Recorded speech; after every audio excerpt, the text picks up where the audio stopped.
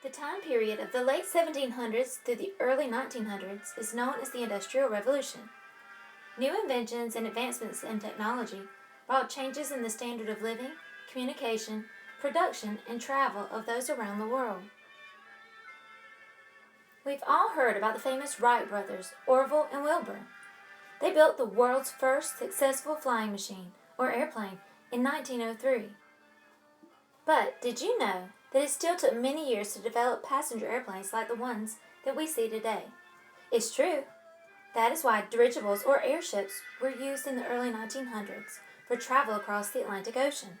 An airship is a powered steerable aircraft with a rigid framework and is lifted in the air by being filled with a gas that is lighter than air, like helium or hydrogen gas. German airships were called Zeppelins after the man who figured out how to make them fly, Count Ferdinand von Zeppelin.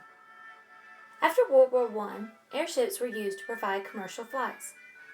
During the 1920s to the 1930s, passengers chose Zeppelin service as a cheaper, faster alternative to traveling by ship. In 1936, the fastest, most impressive Zeppelin was constructed. It was called the Hindenburg. The cigar-shaped Hindenburg was long as 3 football fields and almost 804 feet. That's more than 3 times longer than the Boeing 747 jets. The Hindenburg was an amazing sight and just a dream for most to get to ride in. Traveling on the Hindenburg costed $450 per person. That was almost as much as a new car back then. For 11-year-old Hugo Ballard, it would have been a dream come true to travel on the Hindenburg, but he actually got to do that. Read Hugo's amazing adventure on the Hindenburg in the historical fiction novel I Survived the Hindenburg Disaster, 1937, by Lauren Tarshis.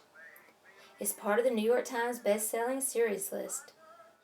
Hugo, his sister Gertie, his parents, and their little dog Pena were traveling on the Hindenburg from Frankfurt, Germany.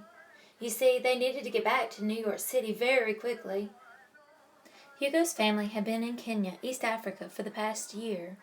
His parents were science professors who had always dreamed of studying lions in Kenya's Thika Valley.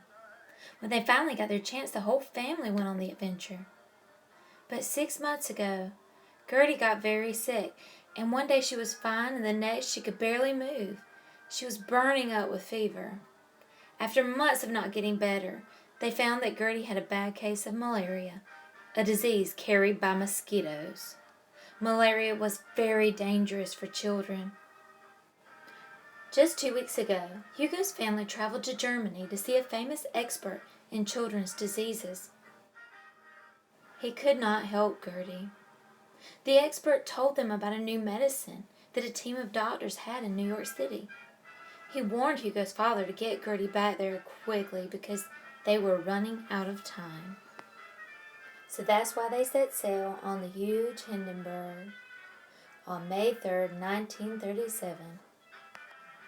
They would land in New Jersey in just 3 days. They met lots of people and made friends with a girl named Marty along the way. But on the second day, Gertie's fever spiked to 105 degrees Fahrenheit. And if that wasn't bad enough, Hugo accidentally got into the path of a ruthless Nazi soldier looking for a U.S. spy aboard the ship. And that's when it happened. It was Thursday, May 6, 1937, about 7:25 p.m.